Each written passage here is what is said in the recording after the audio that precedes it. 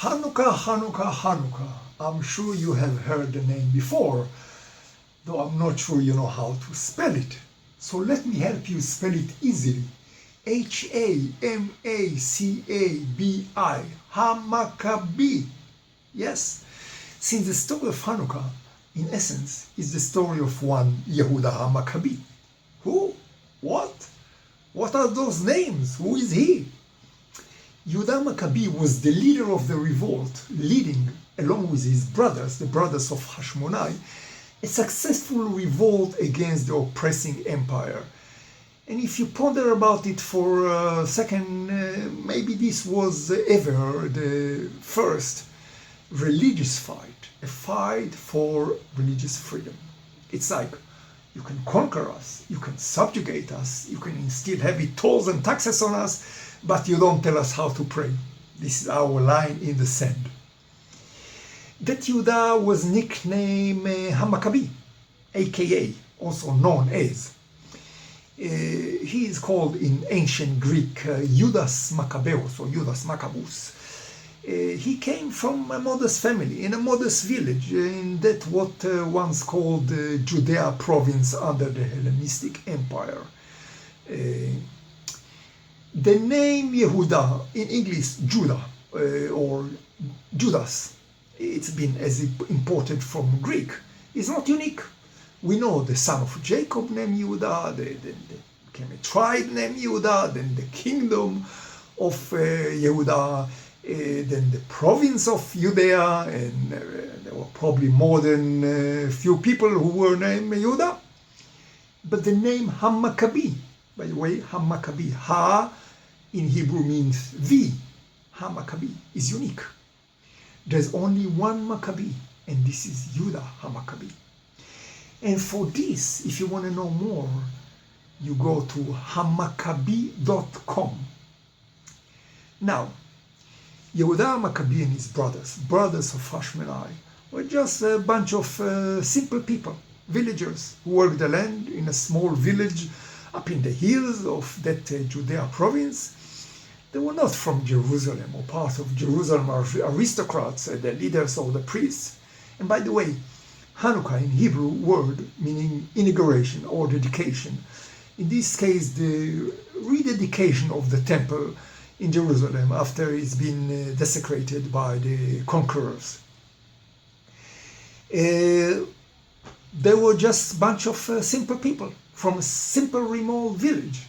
But surprisingly, they turn out to be brilliant leaders and statesmen. And it does not matter what religion are you, what nationality, what faith are you. It doesn't matter if you like Yehuda Maccabee or agree with his ways or not. The fact is that the story will probably leave you with tremendous respect for this exceptional man, a farmer who beat down an empire. And this is the story of Hanukkah. So if you want to know more, you go to hamacabi.com. Now you may ask, what are all these strange names? Hamacabi, Hashmonai, Hanukkah, Judas.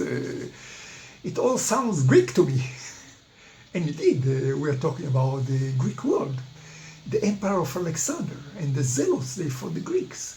They spoke Greek in addition to Hebrew. And actually all the findings of the narrative of this story was found written in Greek. What do these names mean? How do a small group of farmers won against an empire? You guessed it. If you want to know more, you go to hamacabi.com. And in this site, it will lead you to a video presentation, also posted on YouTube. And in this presentation, I may slaughter some holy cows. I may shatter some few common myths, but it's worth the effort. It is not short. There are 13 chapters, an introduction and an epilogue, an appendix and scenes and maps, but it is designed for an easy view. This presentation will give you a comprehensive and fresher view of Hanukkah behind the scenes, of that period, of the leaders, of the struggle of Hashmonai family. And in order to jump back 2200 years in history, one must dig into the details.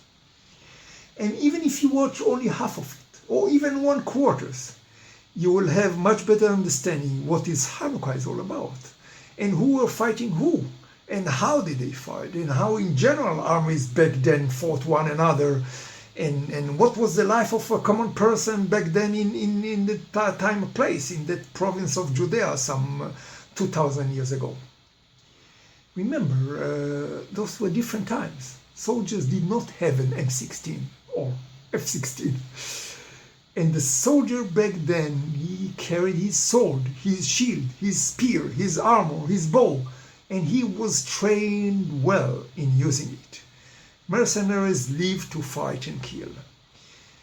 These days, you may see in troubled areas of the world kids carrying a rifle, sometimes bigger than they are.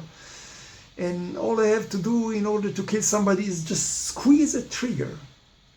Back then, a professional soldier or mercenary, it was a tough physical life, training individually and as a team, 10 hours a day from a young age.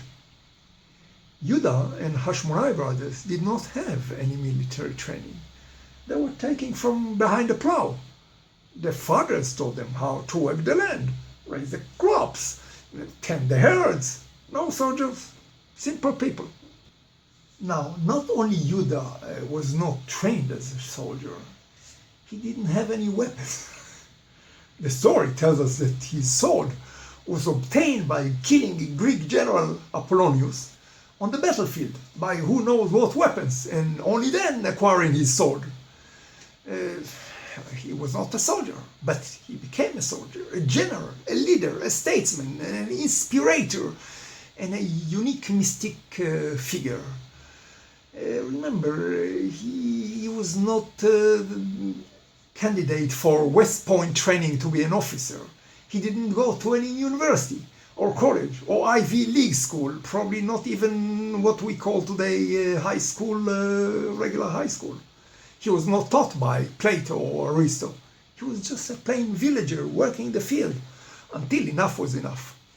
And from then on, he just rose like a meteor to lead a country into its freedom. And if you want to know more, you go to Hamacabi.com.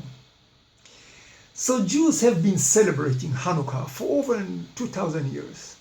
But what is left today from the essence of this holiday today are just the customs and the decor. All the lights, the candles, the fixture, the latkes, the doughnuts, the songs. All this is just the decor. The real story is the fight for independence led by a superb Yhuda Maccabee. And to get any glimpse of this unique period and this unique leader and this unique united family, I urge you to see the video presentation, Hamacabi.com.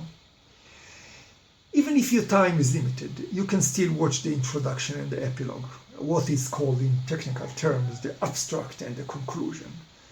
But it will be much more beneficial and fun and appealing to watch the entire series. I endorse.